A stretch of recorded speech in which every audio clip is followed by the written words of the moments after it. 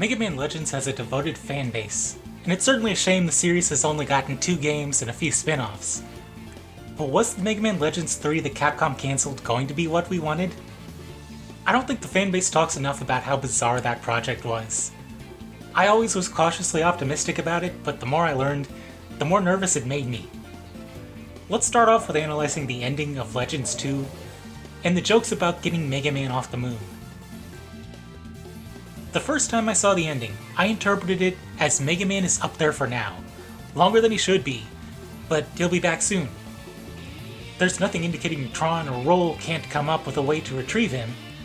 They are just bickering and wasting time. Heck, when they start catfighting, the music transitions to the joke theme. We need to make the cargo hold smaller. We can save space and make it lighter that way. It doesn't matter! With this new amazing engine I designed, we will have more than enough power. Your engine? I'd believe you if your engines weren't made from spare parts and needed to be adjusted every 5 minutes. Not everybody has tons of money to build your kind of engine. If you don't... Besides, Data knows how to rescue Mega Man. If they can't get to Mega Man, eventually they will be desperate enough to listen to the monkey. Or he'll get Mega Man all by himself. I think if we modify the fuel injectors like this, it just might solve the problem. It's really simple! Really simple! If you would just listen to me, I could show you! See? Look here! You stay out of this, Data! I expected a third game would open with Mega Man and the mothers on their way to Earth, and they'd land surrounded by Reaverbots leading into a tutorial fight.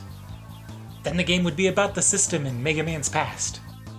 This isn't a cliffhanger like Golden Sun Dark Dawn or Xenoblade X that just dropped a bunch of twists at the end. It's not even as much of a cliffhanger as what happens to Axel after X8, which I don't even consider a cliffhanger. I always got the impression most of the fanbase also took the ending this way, and the jokes are about how long it took for a third game, not about the logistics of getting Mega Man down. But that's what Inafune and Capcom seemed to be making the third game story be about. It seemed like they heard those jokes and terribly misunderstood them, and tried to cram in a complicated explanation for how Mega Man would get back, before continuing the series' overarching plot. Certainly this could have been a great plot. Anything can be an interesting story. But considering how hard they were struggling to get Legends 3 greenlit, I questioned if taking a break from the main plot was a wise decision. Imagine if when Namco told Takahashi he needed to finish his 6+ Xenosaga story in 3 games, he didn't condense down 3 games worth of plot points into the third game to give us a satisfying ending. And even worse, just told a side story about Virgil and Febronia's romance. Actually, I'd want that in addition to the 6 parts he planned. Ideally we'd get a Legends 4, but that was far from a guarantee. Heck, it was unlikely. Wrapping things up and leaving things open was the move. If what they were making was actually going to wrap the series' overarching plot, I don't like the implications. So, Mega Man isn't a playable character, and we are going to learn about his past and the Master System in what would likely be the last game. There's a good chance Mega Man would sacrifice himself or turn evil and be killed.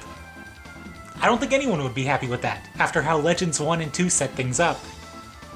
That being said, I really think this was going to be a self-contained side story. That's an Inafune kind of move. Irrational optimism without any hint of realism. Next, I kinda touched on this, but changing the protagonist is a questionable move. What if a lot of people like the new guy, and he split the fanbase? Is Mega Man just going to be able to wall run now in the Legends 4 you were expecting Capcom to let you also make? But they were creating a whole new cast to go along with the new protagonist. A whole new cast. With the cast fans love making cameo appearances. Inafune's design for Roll's replacement was basically just classic Roll, but a carbon, which is what Roll's design was supposed to be. Something just doesn't seem right about the fundamental premise. The gameplay looked great, and like it was making a lot of improvements, and it probably would have been fun. But it screams spin-off for some series. That's my take. This should have been a spin-off they pitched to Capcom as a bit more of a budget game to experiment and iron things out before making a killer Legends 3. If it was a spin-off with a lower budget, it might not have gotten cancelled. technically, there are far more Legends spin-offs than main games, so it doesn't seem like Capcom put up much resistance to Legends spin-offs. I can kind of understand Capcom canceling it if they saw it was just an experimental side story but called Legends 3. But Capcom did cancel everything else too. Mega Man was getting pretty bloated with bizarre projects like the Ugly Game or a nihilistic Mega Man X FPS remake. I wish it wasn't cancelled, but I also wish it was Mega Man Legends B or something, and had less money and pressure on it. What do you think? Am I completely alone in thinking the very concept of this game felt off as Legends 3?